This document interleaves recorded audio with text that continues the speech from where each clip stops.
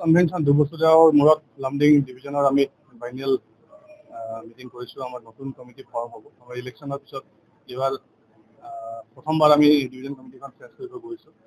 Change নহয়, আকৌ নতুনকৈ ফৰ্ম হ'ব, নতুন মানুহ আহিব কিছুমান। আহি আকৌ আমি আগৰ দৰে যিবিলাক ইছ্যু লৈ আমি যুদ্ধ কৰি আছিলোঁ, সেই ইছ্যুবিলাকে লৈ আকৌ ৰাইজৰ ওচৰত আমি যাব লাগিব। এইটোৱে আমাৰ মূল উদ্দেশ্য।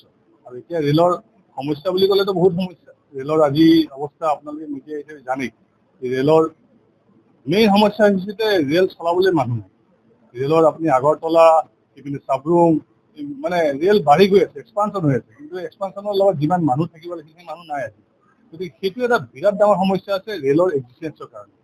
Because railway is a safety organisation, আপোনালোকে সকলোৱে জানে। গতিকে ৰেলত আমি হাজাৰ হাজাৰ মানুহ লৈ যাওঁ ইপিনৰ পৰা সিপিনে। গতিকে তাত আমি ছেফটি মেজাৰত যদি ছেফটি আইটেমবিলাকত যদি কম্প্ৰমাইজ কৰোঁ, then it is a very dangerous item, dangerous things. So' তাত আমি কম্প্ৰমাইজ কৰিব লগা হৈছে, বিকজ আমাৰ তাত মানুহ নাই। একেই মানুহৰ দ্বাৰা আমি লামডিঙতো কাম কৰাম, ডিমাপুৰতো কাম কৰাম, আগৰতলাতো কাম কৰাম, এনেকুৱা নহয়। মানুহ এটা ধৰণৰ কথা যে এটা হৈছে VOS, প্ৰেজেণ্ট VOS কিমান আছে তাৰ ডেইলি তোমালোকে দেখি আছে যে সদায় প্ৰত্যেক মাহতে আমাৰ ৰিটায়াৰমেণ্ট হৈছে। সেই ৰিটায়াৰমেণ্টৰ ভেকেঞ্চিবিলাক ফিল আপ হোৱা নাই, আৰু সেইটো VOS হৈ পিনে জমা হৈ গৈছে ভেকেণ্ট পোষ্ট।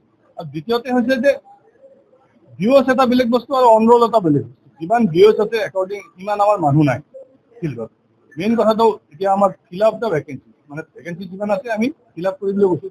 দ্বিতীয় কথাটো হ'ল যে আমাৰ যিটো VOS আছে সেইটো চাফিচিয়েণ্ট নহয়। কাৰণ আজি মই ক'লোৱেই যে অলৰেডি আমাৰ লাইন বাঢ়ি গৈ আছে, ষ্টেচন বাঢ়ি গৈ আছে, আমাৰ ট্ৰেক বাঢ়ি গৈ আছে। গতিকে আমাক মানুহ বেছিকৈ লাগে, কিন্তু য'ত আমি মানুহ বেছিকৈ লাগে, এডিশ্যনেল লাগে, তাৰ ঠাইত আমি মানুহ পোৱা নাই। আৰু যিবিলাক ভেকেঞ্চি আছে সেই ভেকেঞ্চিবিলাক আমি মানে ফিল আপ কৰা নাই। আৰু তাৰপিছত কি কৰিছে, আমি যে পাৰ ইয়েৰ আমি ৰেলৱে বোৰ্ডৰ ইনষ্ট্ৰাকশ্যন মতে আমাৰ অফিচাৰবিলাকে কি কৰে যে ভেকেণ্ট পষ্টবিলাক চাৰেণ্ডাৰ কৰিছে। গতিকে এইটো বিৰাট ডাঙৰ এটা সমস্যা হৈছে ৰেলৱে চলাবৰ কাৰণে, যে আমাৰ এনেকুৱা লাগে যে ৰেলৱে আমাৰ দ্বাৰা গভৰ্ণমেণ্টৰ দ্বাৰা ফেইল কৰাই, অৰ্গেনাইজেশ্যনৰ পৰা ফেইল কৰাই এতিয়া যিধৰণে প্ৰাইভেটক দি আছে কামবিলাক, যেন প্ৰাইভেটক দিবলৈ এটা প্ৰস্তুতি লৈছে, এনেকুৱা ধৰণৰ লাগে। গতিকে ইয়াত আমি আমাৰ ট্ৰেড ইউনিয়নৰ আমি সবলভাৱে আমি থিয় দিম, আৰু ট্ৰেড ইউনিয়নে আমি এনেকুৱা ধৰণৰ কাম ডিচিশ্যন আমি গভৰ্ণমেণ্টক ল'ব নিদিওঁ। তাত আমি যি কৰিব লাগে, আমি আন্দোলন যাব লাগে, আমি গাড়ী বন্ধ কৰিব লাগে, যি কৰিব লাগে আমি তাৰ কাৰণে কৰিম। ৰেলৱেৰ এক্সিষ্টেঞ্চটো জীয়াই ৰাখিব। আমি কাকো কোৱা নাই যে এটা নিৰ্দিষ্ট সময়ৰ ভিতৰত OPS হ'ব।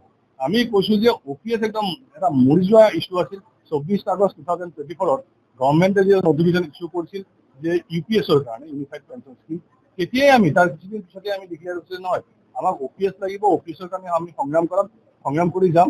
কিন্তু কেতিয়া পাম আমি নাজানো। আমাৰ ইছ্যুটো জিন্দা আছে, আৰু ইছ্যু লৈ আমি যেতিয়ালৈকে NFL প্ৰয়োজনীয় NFIR থাকিব, ষ্ট্ৰেংথ থাকিব, আমি যুদ্ধ কৰি যাম। আৰু আপোনালোকে দেখিব, আমাৰ ট্ৰেইনতে দেখিব যে OPS ৰেলৱে কৰ্মচাৰীবিলাকে পাইছে। তোমালোকে কি বিচাৰা যে লামডিঙত ৰেলৱে ষ্টাফবিলাক থাকিব নালাগে, ইয়াৰ পৰা গুচি যাব লাগে, লামডিং খালী হ'ব লাগে, বিচাৰা নেকি? লামডিঙৰ মানুহ হিচাপে তোমালোকে কি বিচাৰা? লামডিং ছেফটি থাকিব লাগে, লামডিং জিন্দা থাকিব লাগিব, লামডিঙত ষ্টাফ বেছি থাকিব লাগিব, ডিভিজনেল হেডকোৱাৰ্টাৰ না। আৰু বিচাৰিছে ট্ৰেন্সফাৰ বিচাৰিছে, ঠিক আছে। মানুহ এটা নতুন মানুহ আপোনালোকে চাওক যে ৰাজস্থানৰ পৰা আহিছে, তাত ডেফিনেটলি তাৰ ইণ্টাৰেষ্ট থাকিব যে মই NFL জইন কৰিছোঁ লামডিং ডিভিজনত, মোৰ প্ৰথম কাম হ'ল মই যাব লাগে ৰাজস্থান। কিন্তু আমাৰ প্ৰথম কাম হ'ল যে ৰেল চলাব লাগে, ছেফলি ৰেল চলাব লাগে। গতিকে কিছু মানুহ যাব, যেতিয়া মানুহ আহিব মানুহ কিছু এৰি দিব লাগিব, কিন্তু এইটো নহয় যে আমি চব মানুহ এৰি দিম আৰু লামডিং খালী হৈ থাকে, এইটো আমি হ'ব এইটো প্ৰব্লেম হয়। ছেফটিৰ কথা আছে নহয়, কিছু মানুহ যাব, ডেফিনেটলি নতুন মানুহ আহিব। যিকোনো খবৰৰ বাবে যোগাযোগ কৰক আমাৰ এই নম্বৰত 9181 307 221।